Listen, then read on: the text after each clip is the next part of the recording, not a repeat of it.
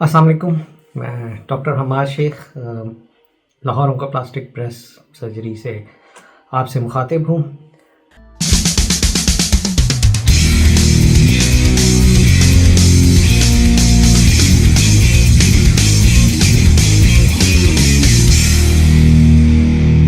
आज हम जिस टॉपिक पे बात करेंगे वो है कि ब्रेस्ट कैंसर की जो सर्जरी है उसमें नई इनोवेशंस क्या हैं। ये तो हम पहले डिस्कस कर चुके हैं कि आजकल जो है पूरी दुनिया में ये ड्राइव चल रही है कि आपका जो कैंसर ट्रीटमेंट है उसमें ब्रेस्ट कंजर्विंग बहुत ज़्यादा ज़रूरी है। बल्कि ज़्यादातर कोशिश होती है कि हम मैस्टेक्टमी यानी कि फुल ब्रेस्ट रिमूवमेंट की तरफ ना जाएं। तो उसके लिए जो है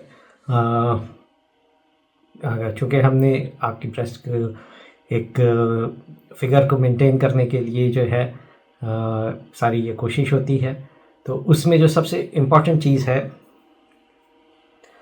वो ये है कि अगर ब्रेस्ट रिमूविंग की तरफ जाना भी है तो हम फिर ब्रेस्ट रिकंस्ट्रक्शन के ऑप्शन देते हैं। अब पहले जो है ब्रेस्ट रिकंस्ट्रक्शन में हम लोग आपका जो है मसल यूज़ कर सकते थे, हम आपके डीएफ फ्लैप यानी कि जिसे कहते हैं वो यूज़ कर सकते हैं।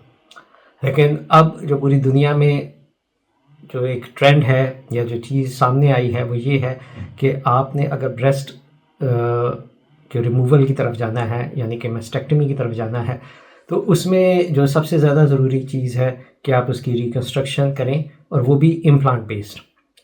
पिछले कभी 5-7 सालों में इम्प्लांट रिकंस्ट्रक्शन का बहुत ज़्यादा रुझान है और उसकी मेन वजह ये है कि इसमें जो है इम्प्लांट्स की क्वालिटी बेहतर हुई है, उसकी जो है रिज़ल्ट्स बेहतर हुए हैं और जैसे जैसे वक्त गुज़र रहा है हमें ये अंदाज़ा हो रहा है कि जी इससे आपकी सेफ्टी प्रोफाइल वो बहुत बढ़ गया है। तो ब्रेस्ट अगर तो जो है रिमूवल की तरफ जाना है तो जो है आपने रिकंस्ट्रक्शन का ज़रूर पूछना है और सोचना है। लेकिन इसके साथ साथ हमारी कोशिश होती है और सारी जो दुनिया में इस वक्त ट्रीटमेंट है उसमें मेन जो एलिमेंट या ट्रीटमेंट या कोशिश यही है कि हम ब्रेस्ट रिमूवल की तरफ ना जाएं।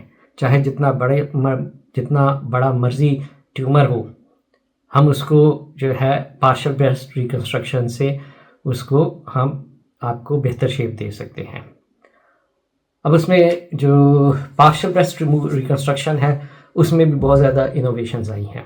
जो सबसे ज़्यादा इम्पॉर्टेंट चीज़ आई है वो है परफोरेटर फ्लैप्स।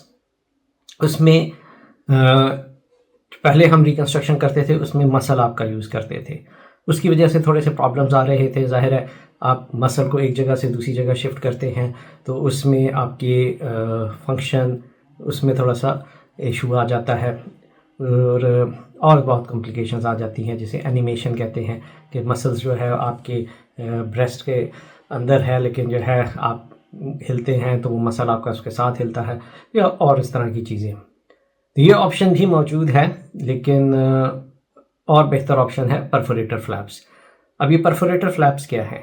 इसमें ये होता है कि हम आपका मसल नहीं लेते, आपके जो साइड पे आपके जो टिशू है, जो आपका फैट टिशू है जो ब्रेस्ट की साइड पे मौजूद होता है, उसकी ब्लड सप्लाई को हम प्रिजर्व करते हैं और उस फिर टिशू को, उस फैट को हम मूव करके तो हम ब्रेस्ट वाली जगह पे लेके जाते हैं ताकि जो है आपका उसमें हम ब्रेस्ट को बचा सके।